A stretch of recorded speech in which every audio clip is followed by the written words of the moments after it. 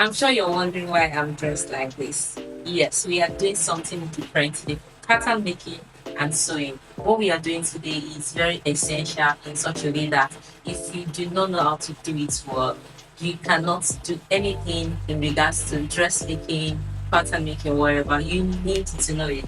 And it is called body measurement. But I'm going to be showing you a different one in the sense that I will be showing you how to take your own body measurement all by yourself without help. Now, anytime I am doing virtual consultation with my clients, this is how I direct them on how to take their own body measurement because I get situations where my clients will tell me they do not have anyone to assist them, and I do a video call with them and show them how they should take their own measurement. So in this video, I am going to be showing you how you can do the same. So let's get started. Okay, so before we proceed, if you're coming across my page for the first time, I'm Mediala, your full bucket fashion teacher.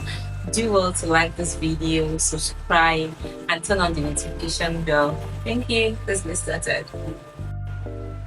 Alright, to get started, you need your tape, of course, which is important, and it gets a book and a pen. And get someone to help you. You don't have anybody around.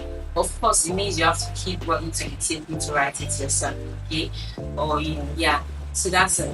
So for me, when I'm taking measurements, I do mostly process dresses. So I always ask my clients to wear body shape. If you're making ready to wear, they don't need to wear any body shape except if it's a test dress. So I have a body shape I made for myself. Let's say I have it under my underwear. So I made this body shape for myself. So if I'm making a corset dress, where I need the waist to really cinch in, I have an extra one that I did. It's an elastic. This is the extra one I did. It's okay, you can do it yourself. So once I wrap it around, it's kind of like cinching my waist. And this is why when I'm drafting my body's pattern, I draft it my snatch to waist measure. I don't snatch my waist too much because I want to be comfortable. Okay. So I just wrap this around it. It has 3 hooks. Okay, you can use it for second or third, anyone that you're comfortable with. So you see, one side, you can see it grips it in very well. So you can see what it looks like. Shape is really, really good. So once I have it in now, it really know that now something in. I've removed some of my waist shape up in it. That's why I'm having some bodies here, but still fine. So I can go ahead now and take my body measure, kind of like cinching my stomach. When you're doing this, you need to be in front of a mirror. Okay, I'm currently in front of a mirror right now. I am seeing myself. So that when you're taking the measurement that is at the back, you will be able to see it very well. You know if you're making any error. So let's get started. The first measurement, of course, is our shoulder width, right? So you come to your back. Advisably, if you have a mirror in front of you and at the back as well, when you can't have any mirror at the back, you should just take it this way. From your shoulder point, this is your shoulder point, right? When I'm taking shoulder measurement, I don't take shoulder point to shoulder point. I take it a little bit up. So all I do is, if I take it from my shoulder point to shoulder point like this, I move about 1 inch from it. Or, 2 inches rather. I take like 2 inches from my shoulder point to shoulder point like this. I take 2 inches away from it because actually I'm going to start from here to here. So I can do it this way. You can see my hand. It should sit right on top of the shoulder. But because you might not get it clearly, I would advise you to take from shoulder point to shoulder point and take 2 inches away from it. So in situations like this, I don't ask the client to do the deduction of the 2 inches. I just ask them to take the measurement from their shoulder tip to the other shoulder tip. Then I do the deduction myself when I am, drafting their pattern. Okay, because if you ask them to remove that 2 inches, they might, do it wrongly. That's one from both sides. So if you want, you can take from here to here. This is we don't make sure that the tape does not fall to the back. It stays right behind your neck. So mine is 16 inches. Now you cannot take your back width by yourself, so you ignore that, right? Then you take your chest width. If you have watched any of my videos before, you understand how the chest width work and the back width as well, how you can get your back width from your shoulder width. So you see, I have my chest width here. My chest width is usually 2 inches less than my shoulder width, and the back width is usually 1 inch less than the shoulder width. I hope you understand that. So that's that. So the next measurement will be my bust circumference. Make sure that the tape is angling directly on your back. So I'm looking at my mirror now, so I can see. Then turn to the front. Okay. Then take your bust measurement. Make sure that you are wearing a firm bra to do this. Make sure that the tape goes around the most protruding part of your bust line, and it should be horizontal, not bending like this, not bending like this. It should be horizontal. Go straight to the back again. Make sure it's horizontal. So if you turn like this, you can see. You turn this way, you have to ensure that it is horizontal. Can you see? Not bending to one side. So that's for the bust, right? Now let's go to the waist measurement. I already have my waist matched with my waist shaper, so I'm just taking what is same as it is right now. So I work with 32 inches. That's my snatched waist measurements. Okay, if you're not making a fitted dress, let's assume this is my body without a shaper. Make sure you make it firm but not too tight. Don't suck in your stomach. Yeah. So that's for the waist. It has to sit right. How do you know where your waist is? Tell the client to bend to the side, then, so bend to the side. So when you bend to the side, the part that goes in more, okay, is your natural waistline. Do not take your waist measurement on your navel. It is very wrong. You can see the part that goes in more is your natural waistline. Just in case your client was unable to get a body shaper and maybe you're measuring for a corset dress, when you're taking the waist measurements, you need to take it firmly. So you ask the person to check the flexibility of our waist area, and then she should tighten the waist, the tape roll around her waist when she's taking the waist measurement. So you ask her to suck in her stomach until she's comfortable. So you ask, are you comfortable that way? If the person say yes, then you can tell the person to record that measurement. The waist flexibility differ. Some people have very flexible waist in such a way that you can tighten their stomach as much as 3 inches, 4 inches off, but there are some people that their waist cannot go beyond 2 inches. So always remember to ask them if they are comfortable. Okay. And that's it. So your hip measurements, you take it this way. Let it stop at one side. Now, the bottom is a little bit, let me show you from the side. The bottom is a little bit higher than the hip. So when I'm taking my hip measurements, I make sure that it takes my bottom and my hip. So I bend the hip slightly downward. It sits directly on my bottom like this. And I bend slightly downward so you can see my hip measurements. So you see, this is what I have. And I always make sure that I stop at one side of the thigh. So it's like you taking your hip, your bottom and your thigh together. Your bottom is not your hip, while your thigh is not your hip. So it's the combination of your thigh and your bottom is your hip.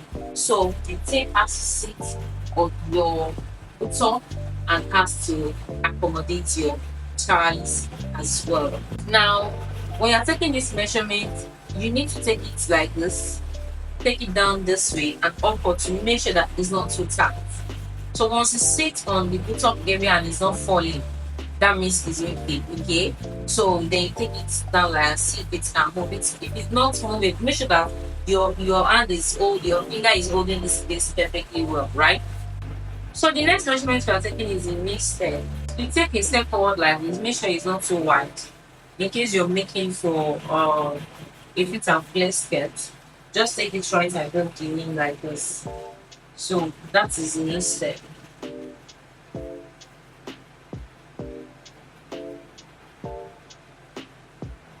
Okay, so that's the next step. So next measurement to be taking is the vertical measurements.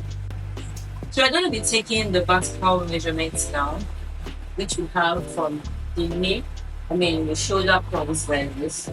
You have to your bust points. Then we have to under the bust. Okay, you have from shoulder to your bust point and then to under the bust. And then from your under the bust, you get to where your natural waistline is and take it all the way there. Okay, for natural waistline. You can tie a tape down there for you to know where that measurement is. Then you take this all the way down to your knee.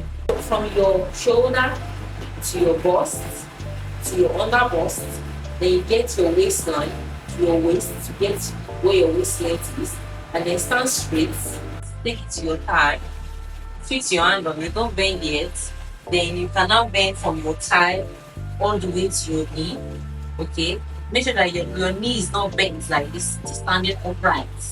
Okay, take it to your knee, let your knee stand upright, and then take it to the ankle length and then to the floor. So make sure that while you're doing it, your knee is not bent, standing upright. So that's how to take your legs. It's as simple as that.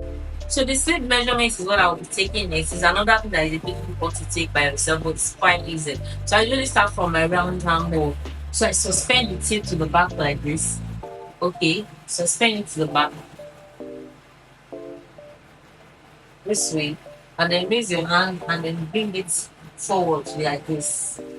Bring it forward. Make sure it doesn't leave your armhole line. Then you take it forward like you can see that it's firm. You can see. So you bring them together this way.